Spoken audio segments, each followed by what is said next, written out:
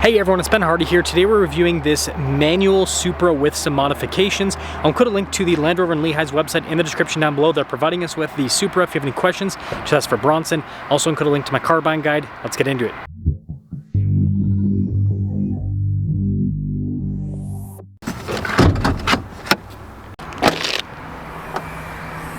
Powering this is BMW's B58 3-liter inline-six that goes through an 8-speed. It puts out 382 horsepower and then 368 pound-feet of torque. I do want to mention the size of this hood is absolutely ridiculous.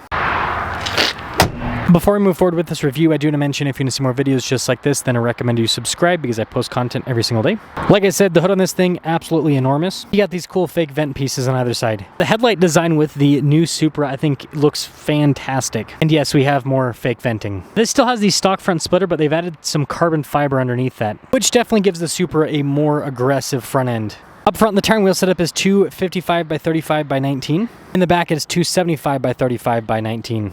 So this has red brake calipers with the Supra logo on it, and then you've got these satin gray wheels, satin black mirror caps, and then you can see the blacked out pillar there. And then more carbon's been added underneath the stock side skirt here. The size of the gas cap here on the back is crazy. And then here's your side profile with the Supra. Very sporty, very sleek. Now with the key fob, you can see it's kind of like a modified BMW key fob with the Toyota logo, but you've got your lock unlock opening for the hatch too.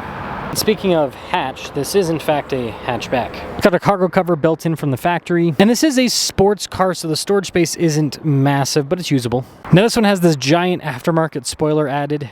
Really cool taillight design here in the back. And then we've got the Supra badge, you've got the GR badge down below, and this also has an aftermarket exhaust. It'll be interesting to see how it sounds. But I think this is how the new Supra should have come from the factory. This is really cool looking.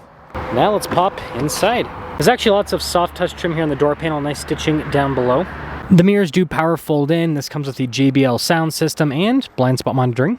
Really nice stitching here on these seats with the red and the white contrast. The seats do have memory function. They're also power adjustable as well. And I forgot to mention they've got suede there in the center. And then pretty nice finish on the pedals. Just like a BMW, you got all of your light controls off to the side.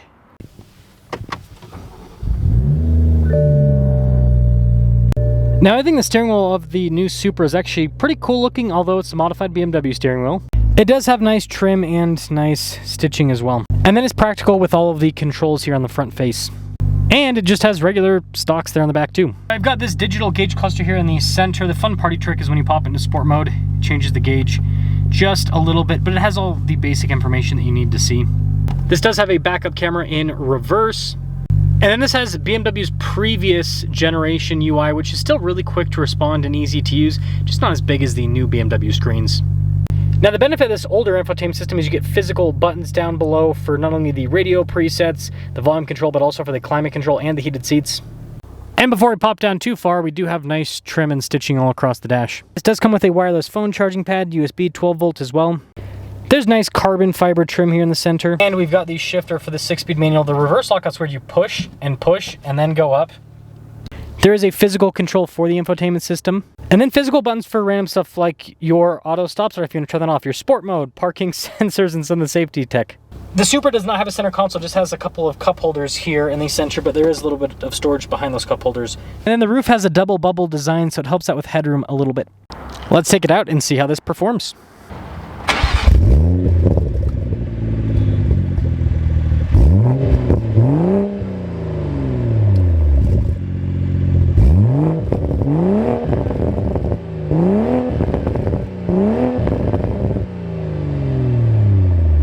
Is that a Supra? Pretty cool, right? I haven't reviewed one of these in a minute. They instantly sell out here at the local dealers, brand new. Because the thing is, they just don't build that many of them. And so, yeah, they never sit, especially if it has a manual. There's always someone that's willing to pay the price for a manual Supra. Doesn't matter how much it costs. And it's crazy, I mean, these Supras are now over 60 grand brand new. Or at least the ones that I've seen actually get shipped to dealers. And seem to hold their value pretty well too. Which again, supply and demand, right? A lot of people want the Supra, especially with the manual, and don't build that many of them, so that's like the perfect recipe for solid resale. And the, you know, the B58, people love this powertrain. Not just because of the performance, but it seems like it is pretty darn reliable. And it's very tunable.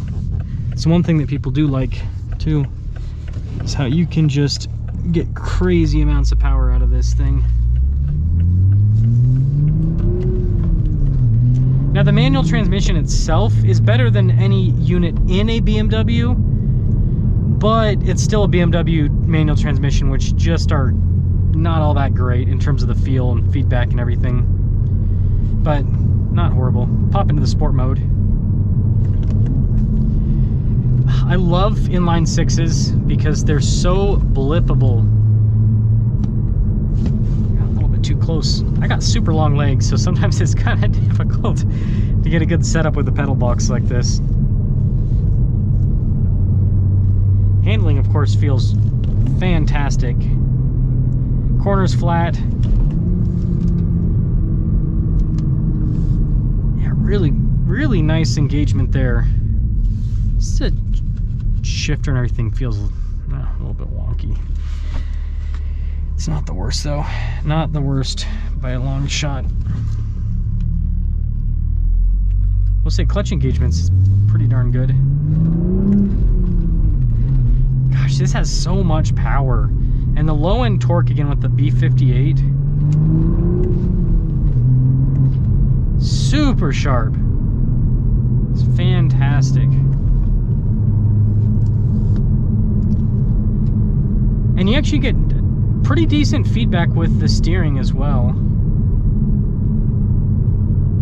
I can actually tell what's happening with the front end, and it's got a good weight to it.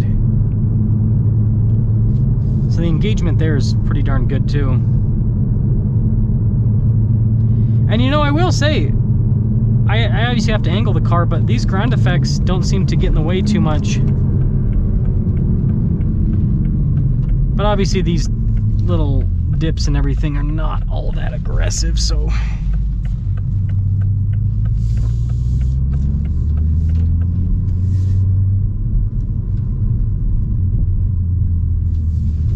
man, this sounds pretty darn good. Let's roll down the windows a little bit.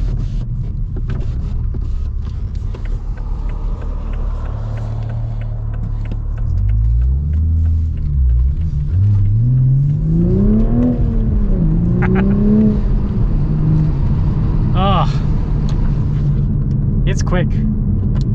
It is quick.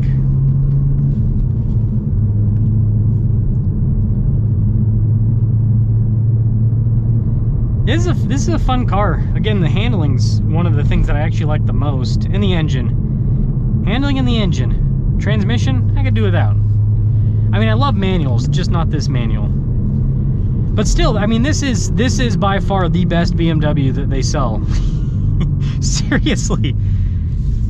In terms of the performance, the feel, the feedback, it's the best BMW. And that's the funny thing, is like, the best BMW sports car is a Toyota.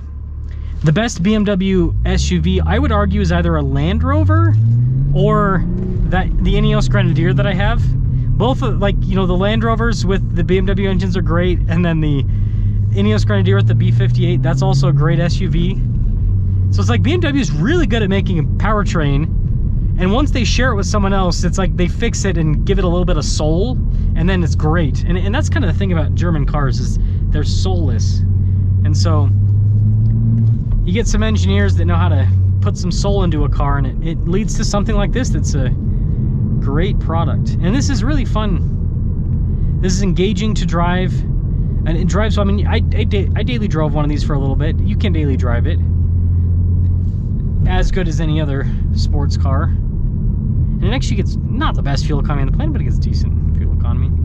So let me know, guys, think about the manual Supra, but I think this is definitely going to be a future classic because of the powertrain, the looks, and the performance that this provides.